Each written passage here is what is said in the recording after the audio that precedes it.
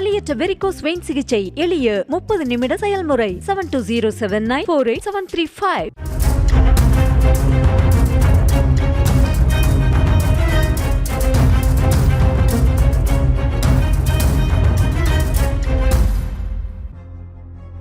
திடீரென கேட்ட பயங்கர சத்தம். தலை தெறிக்க ஓடிய மக்கள். நிலநடுக்கம்தான் ஏற்பட்டு விட்டதோ என நினைத்து வீடுகளில் இருந்து வெளியேறிய குடியிருப்பு வாசிகள்.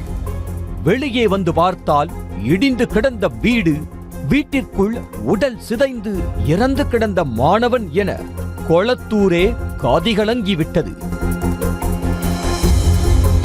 சென்னை கொளத்தூர் GKM காலனியைச் சேர்ந்த ஹரிஹரன் என்பவர் இருசக்கர மற்றும் 4 சக்கர வாகனங்களுக்கான பேட்டரி விற்பனை செய்யும் கடை நடத்தி வருகிறார். இவரது ஒரே மகன் ஆதித்யா பிரணவ் முகப்பேரில் உள்ள வேலம்மாள் பள்ளியில் 12ஆம் வகுப்பு படித்து வந்தார். பொதுத் தேர்வு எழுதிவிட்டு வீட்டில் இருந்து வந்த ஆதித்யாவுக்கு பொதுவாகவே அறிவியல் ஆராய்ச்சியில் அதிக ஈடுபாடு இருந்ததாக கூறப்படுகிறது. இதனால் வீட்டில் இருக்கும் போதெல்லாம் அதை செய்கிறேன் இதை செய்கிறேன் என கூறி அறிவியல் சம்பந்தமாக ஏதாவது ஆராய்ச்சி செய்து கொண்டே இருப்பாராம்.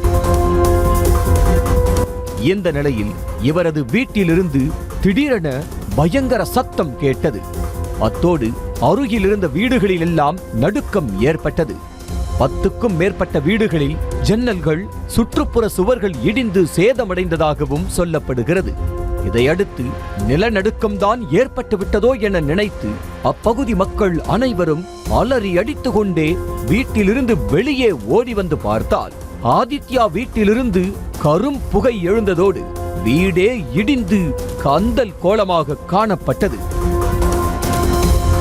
தகவல் அறிந்து சம்பவ இடத்திற்கு சென்ற போலீசார் ஆதித்யாவின் வீட்டிற்குள் சென்று பார்த்தபோது வீடு இடிந்து விழுந்து இடிபாடுகளுக்குள் சிக்கி ஆதித்யா உடல் சிதைந்து உயிரிழந்து கிடந்தார். இதனை அடுத்து அவரது உடலை மீட்டு பிரேத பரிசோதனைக்காக அரசு மருத்துவமனைக்கு அனுப்பி வைத்தனர்.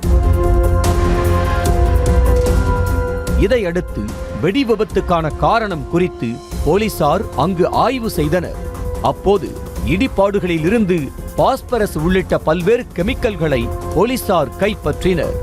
இதனை அடுத்து போலீசார் நடத்திய விசாரணையில் மாணவன் ஆதித்யா அறிவியல் ஆராய்ச்சி செய்தபோது எதிர்பாராத விதமாக வெடி விபத்து ஏற்பட்டது தெரிய வந்தது.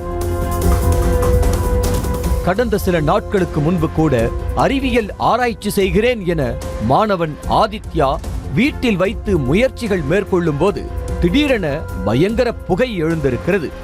இதனை பார்த்து அதிர்ச்சி அடைந்த அப்பகுதி மக்கள் ஆதித்யாவை கண்டித்ததாகவும் சொல்லப்படுகிறது.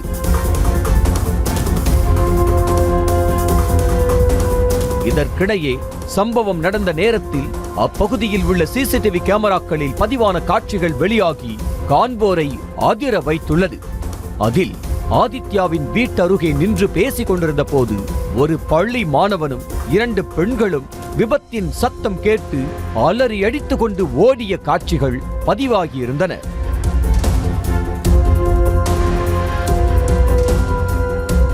மற்றொரு வீடியோவில் வெடி விபத்தினால் சாலையில் புழுதி பறந்து வீடுகளிலிருந்து ஆஸ்பெட்டாஸ் சீட்டுகள் உள்ளிட்ட பொருட்கள் எல்லாம் நாலாபுறமும் சிதறி விழுந்த காட்சிகள் பதிவாகியிருந்தன.